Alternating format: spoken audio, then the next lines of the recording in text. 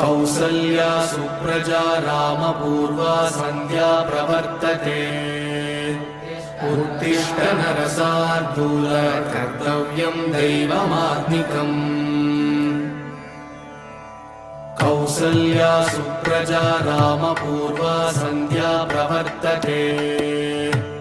उत्तिष्ठ नरशार्दूल कर्तव्यं दैवमात्मिकम् उत्तिष्ठोत्तिष्ठ गोविन्द उत्तिष्ठ गरुडध्वज उत्तिष्ठ कमलाकान्त त्रैलोक्यं मङ्गलं कुरु मातः समस्तजगतां मधुकैटभारे वक्षो विहारिणि मनोहर दिव्यमूर्ते श्रीस्वामि निःश्रित जनप्रिय दानशीले श्रीवेङ्कटेश दयिते तव सुप्रभातम् तव सुप्रभातमरविन्दलोचने भवतु प्रसन्नमुखचन्द्रमण्डले विधिशङ्करेन्द्रवनिताभिरर्चिते वृषशैलनाथ दयिते दयानिधे अत्र्यादिसप्तऋषयः समुपास्य सन्ध्या आकाशसिन्धुकमलानि मनोहराणि आदाय पादयुगमर्चयितुं प्रपन्नाः शेषाद्रिशेखर विभो तव सुप्रभातम् पञ्चाननाभ्यभव षण्मुखवासवाद्याः त्रैविक्रमादिचरितं विबुधास्तु वन्दी भाषापतिः पठति वासरशुद्धिमारात् शेषाद्रिशेखर विभो तव सुप्रभातम् ईषत्प्रफुल्ल सरसीरुहनारिकेलफूगद्रुमादिसुमनोहर पालिकानाम् आवादिमन्दमनिलः सह दिव्यगन्धैः शेषाद्रिशेखर विभो तव सुप्रभातम्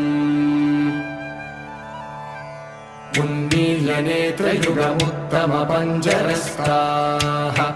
पात्रावशिष्टकदलीफलपायसानि भुक्त्वा सलीलमथकेलिसुखाः पठन्ति शेषाद्रिशेखर विभो तव सुप्रभातम् तन्त्री प्रकर्ष मधुरस्वनया विपञ्च गायत्यनन्तचरितं तव नारदोऽपि भाषा समग्रमसकृत्करसाररम्यम् शेषाद्रिशेखर विभो तव सुप्रभातम् भृङ्गावली च मकरन्दरसानुविद्धजन्कारगीतनिनदैः सह सेवनाय निर्यात्युपान्तसरसी कमलोधरेभ्यः शेषाद्रिशेखर विभो तव सुप्रभातम् योषागणेन वरदग्निविमत्यमाने घोषालयेषु दधिमन्थनतीव्रघोषाः रोषात् कलिं विदधते ककुभश्च कुम्भाः शेषाद्रिशेखर विभो तव सुप्रभातम्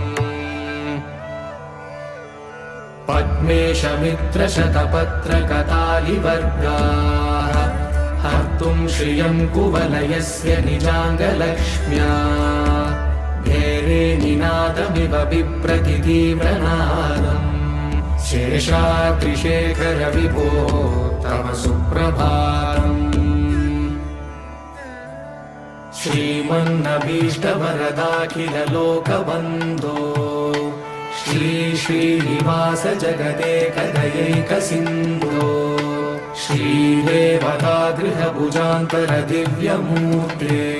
श्रीवेङ्कटाचलपते तव सुप्रभातम् श्रीमन्नभीष्टवरदाखिललोकबन्धो श्री श्रीनिवास जगदेकदयैकसिन्धो श्रीदेवतागृहभुजान्तर दिव्यमूर्ते श्रीवेङ्कटाचलपते तव सुप्रभातम्। श्रीस्वामी पुष्करिणिकाप्लवनिर्मलाङ्गाः श्रेयोतिनो हरविरिञ्च सनन्दनाद्याः द्वारे वसन्ति वरवेत्र हतोत्तमाङ्गाः श्रीवेङ्कटाचलपते तव सुप्रभातम्। श्रीशेषशैलगरुडाचलवेङ्कटाद्रिनारायणाद्रिवृषभाद्रिवृषाद्रिमुख्या आख्यां त्वदीयवसतेरनिशं वदन्ति श्रीवेङ्कटाचलपते तव सुप्रभातम्। सेवा पराशिवसुरेश कृशानुधर्म रक्षोऽम्बुनाथ पवमानधनादिनाथाः बद्धाञ्जलिप्रविलसन्निजशीर्षदेशाः श्रीवेङ्कटाचलपते तव सुप्रभातम्। धाटेषु ते विहगराज मृगाधिराज नागाधिराज गजराज हयाधिराजाः स्वस्वाधिकारमहिमाधिकमर्दयन्ते श्रीवेङ्कटाचलपते तव सुप्रभातम्।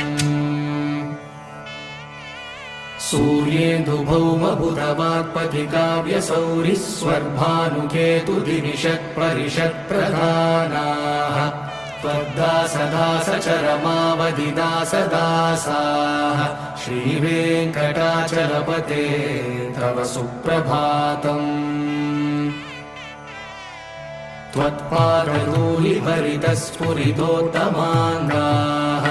स्वर्गापवर्गनिरपेक्षनिजान्तरङ्गाः कल्पागमाकलनयाकुलतां लभन्ते श्रीवेङ्कटाचलपते तव सुप्रभातम्। त्वद्गोपुराग्रशिखराणि निरीक्षमाणाः स्वर्गापवर्गपदवीं परमां श्रयन्तः मर्त्या मनुष्यभुवने मतिमाश्रयन्ते श्रीवेङ्कटाचलपते तव सुप्रभातम्। श्रीभूमिनायक दयादिगुणामृताब्धे देवादिदेव जगदेक शरण्यमूर्ते श्रीमन्ननन्त गरुडादिभिरर्चिताङ्घ्रे श्रीवेङ्कटाचलपते तव सुप्रभातम्। श्रीपद्मनाभ पुरुषोत्तम वासुदेव वैकुण्ठमाधव जनार्दन चक्रपाणे श्रीवत्सचिह्न शरणागत पारिजात श्रीवेङ्कटाचलपते तव सुप्रभातम्। कन्दर्पदर्पहर सुन्दर दिव्यमूर्ते कान्ताकुचाम्बुरुह कुट्मललोलदृष्टे कल्याण निर्मल गुणाकर दिव्यकीर्ते श्रीवेङ्कटाचलपते तव सुप्रभातम्। नीलाकृते कमठकोल नृसिंहवर्णिन् स्वामिन् परश्वत तपोधन रामचन्द्र शेषांश रामय गुणन्दन कल्किरूप श्रीवेङ्कटाचलपते तव सुप्रभातम्। येलालवङ्गगणसार सुगन्धितीर्थम् दिव्यं वियत्सरिति हेमघटेषु पूर्णम्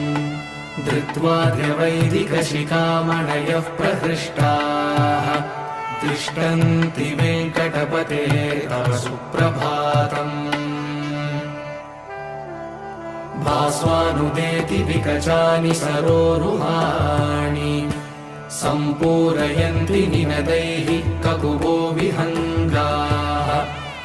श्रीवैष्णवा सततमर्थितमङ्गलास्ते नामाश्रयन्ति तव वेङ्कटसुप्रभातम् ब्रह्मादयः सुरवरासमहर्षयस्ते सन्तः सनन्दनमुखास्तव योगिवर्याः दामान्तिके तव हि मङ्गलवस्तुहस्ताः श्रीवेङ्कटाचलपते तव सुप्रभातम् लक्ष्मीनिवास निरवध्य गुणैकसिन्धो संसारसागर समुत्तरणैकसेतो वेदान्तवेद्य निज वैभव भक्तभोग्य श्रीवेङ्कटाचलपते तव सुप्रभातम् लक्ष्मीनिवास निरवध्य गुणैकसिन्धो संसारसागर समुत्तरणैकसेतो वेदान्तवेद्य निज वैभव भक्तभोग्य श्रीवेङ्कटाचलपते तव सुप्रभातम् इत्थं वृषाचलपतेरिह सुप्रभातम्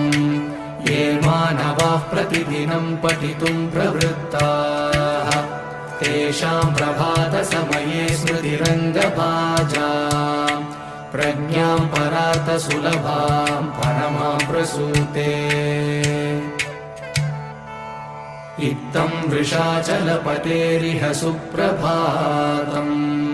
ये मानवाः प्रतिदिनं पठितुं प्रवृत्ताः तेषां प्रभातसमये स्मृतिरङ्गभाजाम्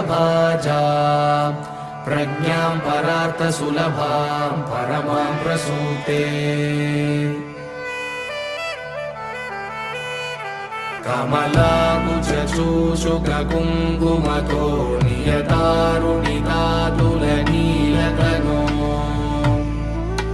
कमलायतलोचनलोकपते विजयी भव वेङ्कटशैलपते कमलाकुचूषुककुङ्कुमतो नियतारुणितातुलनीलतनो कमलायतलोचनलोकपते विजयी भव वेङ्कटशैलपते स चतुर्मुख षण्मुख पञ्चमुख प्रमुखाखिल दैवतमौळिमणे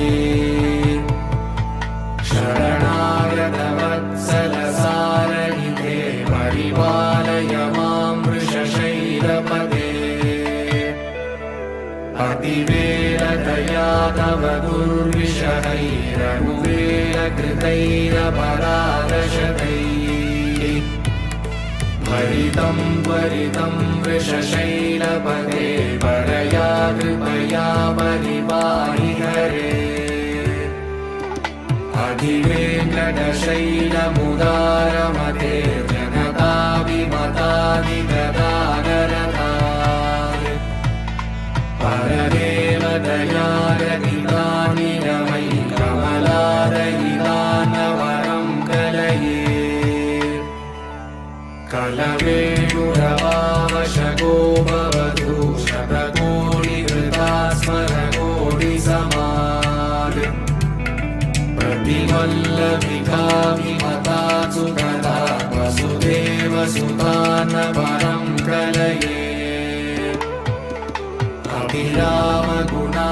अभिरामगुणाकरदाशरथे जगदेकधनुर्धर धीरमते रघुनायक राम रमेश विभो वरदो भवदेव दया जलधे अवनीतनया कमनीयकरं रजनीचरचारुमुखाम्बुरुहम्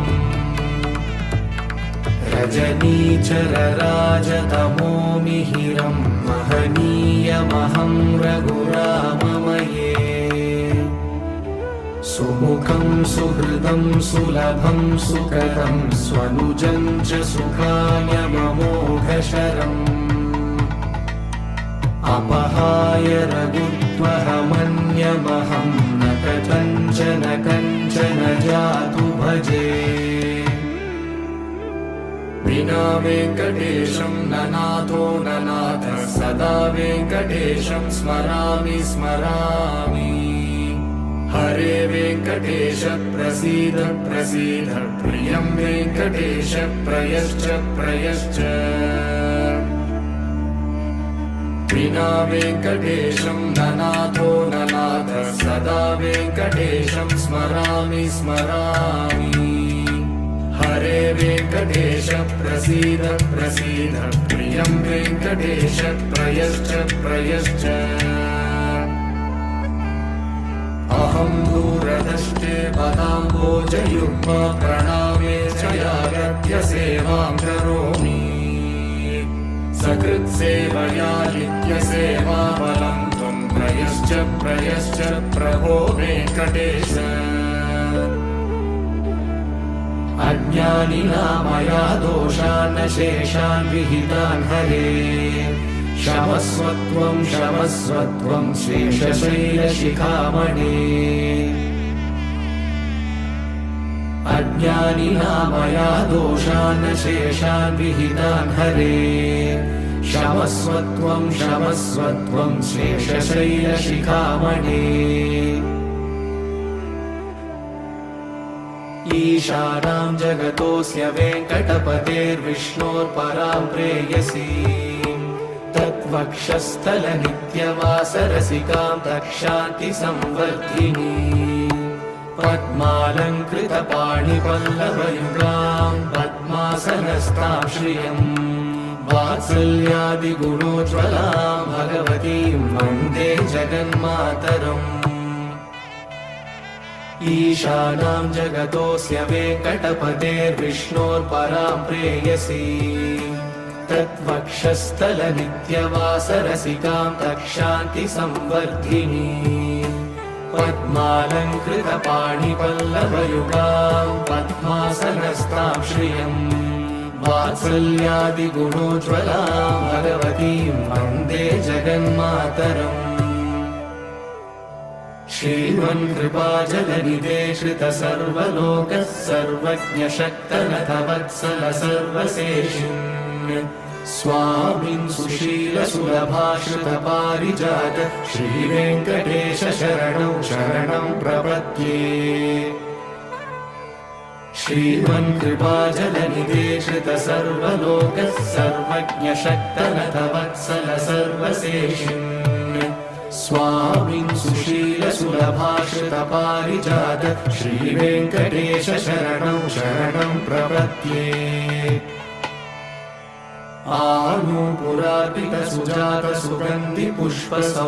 आनूपुरार्पितसुजातसुगन्धिपुष्पसौरभ्यसौरभकरौ समसन्निवेशौ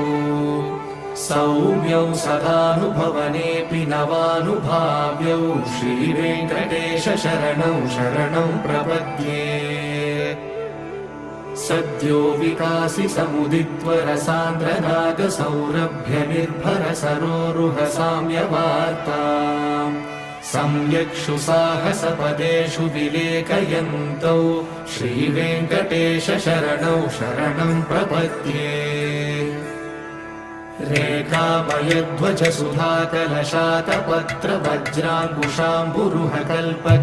रेखामयध्वजसुधाकलशातपत्रवज्राङ्कुशाम्बुरुहकल्पकशङ्खचक्रैः भव्यैरलङ्कृतकलौ परतत्त्वचिह्नैः श्रीवेङ्कटेश शरणं शरणं प्रपद्ये ताम्रोदराद्युतिपराजितपद्मरागौ बाह्ये महोभिरविभूतमहेन्द्रनीलौ उद्यन्यकांशुभिरुदस्तशशाङ्कभासौ श्रीवेङ्कटेश शरणं शरणं प्रपद्ये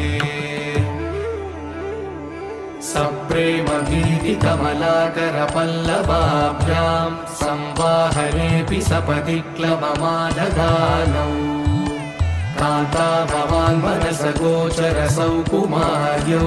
श्रीवेङ्कटेश शरणं शरणं प्रपद्ये लक्ष्मीमहीतदनुरूपनिजानुभावनीलादिदिव्यमहिषीकरपल्लवानाम् आरुण्यसङ्क्रमणतः किल सान्द्ररागौ श्रीवेङ्कटेश शरणौ शरणं प्रपद्ये नित्यानमद्विति शिवादि किरीटकोटिः प्रद्युक्तदीप्तनवरत्नमः प्ररोहैः नीराजनाविधिमुदारमुपाददानौ श्रीवेङ्कटेश शरणौ शरणं प्रपद्ये विष्णोपदे परम इत्युदितः प्रशंसौ यौ मध्ववुत्स इति भोग्यतयाभ्युपातौ भूयस्ततेति तव पाणितलः प्रदिष्टौ श्रीवेङ्कटेश शरणौ शरणं प्रपद्ये पार्थाय तत्सदृशसारथिना त्वयैव यौ दर्शितौ स्वचरणौ शरणं व्रजेति भूयोऽपि मह्यमिह तौ करदर्शितौ ते श्रीवेङ्कटेश शरणौ शरणं प्रपद्ये मन्मूर्तिकालियफणे विकटाटवेषु श्रीवेङ्कटाद्रिशिखरे शिरसिश्रुतीनाम् चित्तेऽप्यनन्यमनसां सममाहितौ ते श्रीवेङ्कटेश शरणौ शरणं प्रपद्ये अम्लानहृष्यतवनीतरकीर्णपुष्पौ श्रीवेङ्कटाद्रिशिखराभरणायमानौ आनन्दिता किल मनोनयनौ तवैतौ श्रीवेङ्कटेश शरणौ शरणं प्रपद्ये प्रायः प्रपन्नजनता प्रथमावगाह्यौ मातुस्तराभिव शिशोरमृतायमानौ प्राप्तौ परस्परतुलामतुलान्तरौ ते श्रीवेङ्कटेश शरणौ शरणं प्रपद्ये सत्त्वोत्तरैः सततसेव्यपदाम्बुजेन संसारतारकदयाग्रगृगञ्जलेन सौम्योपयन्तृमुनिनामवदर्शितौ ते श्रीवेङ्कटेश शरणौ शरणं प्रपद्ये सत्त्वोत्तरैः सततसेव्यपदाम्बुजेन संसारतारकदयाग्रगृगञ्जलेन सौम्योभयन्तृमुनिनामवदर्शितौ ते श्रीवेङ्कटेश शरणौ शरणं प्रपद्ये श्रीशश्रिया घटिकया त्वदुपाय भावे प्राप्ये त्वयि स्वयमुपेयतया स्फुरन्त्या नित्याश्रिताय निरवद्य गुणाय तुभ्यं शां किङ्करो वृषगिरीश न जातु मह्यम् श्रीशश्रिया घटिकया त्वदुपाय भावे प्राप्ये त्वयि स्वयमुपेयतया स्फुरन्त्या नित्याश्रिताय निरवद्य गुणाय तुभ्यं शां किङ्करो वृषगिरीश न जातु मह्यम् श्रियकान्ताय कल्याणनिलये निलयेऽर्तिना श्रीवेङ्कटनिवासाय श्रीनिवासाय मङ्गलम् श्रियकान्ताय कल्याणनिलये निलयेऽर्तिना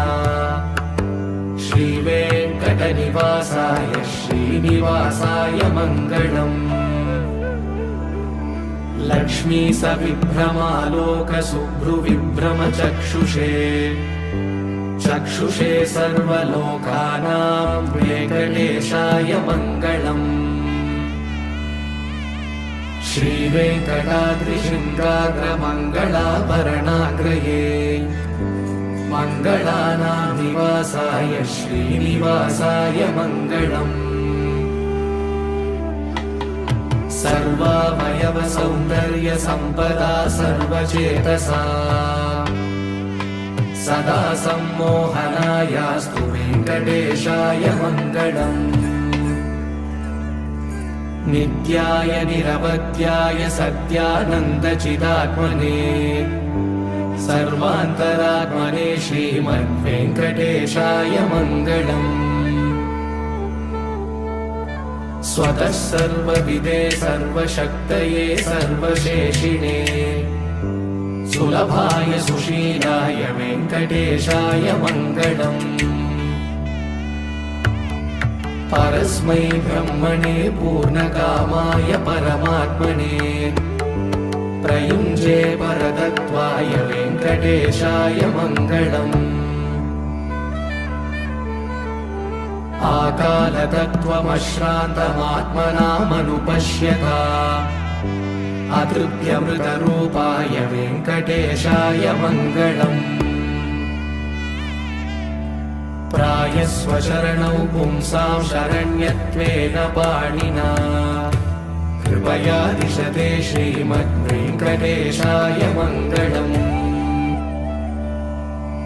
दयामृततरङ्गिण्यास्तरङ्गैरिव शीतलैः अपाङ्गैः सिञ्चते विश्वं वेङ्कटेशाय मङ्गलम् सद्भूषाम्बरहेतीनां सुषमावहमूर्तये सर्वार्तिशमनायास्तु वेङ्कटेशाय मङ्गलम् श्रीवैकुण्ठविरक्ताय स्वामि पुष्करिणीतटे रमया रममाणाय वेङ्कटेशाय मङ्गलम् श्रीवैकुण्ठविरक्ताय स्वामि पुष्करिणीतटे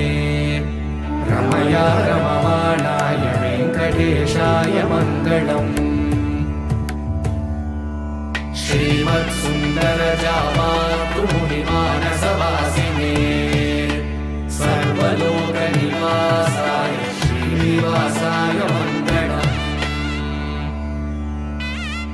श्रीमत्सुन्दरजामातृमुनिमानसवासिने सर्वलोकनिवासाय श्रीनिवासाय मङ्गलम् शासनपरैः मध्वाचार्यपुरोगमैः सर्वैश्च पूर्वैराचार्यैः सत्कृतायास्तु मङ्गलम्।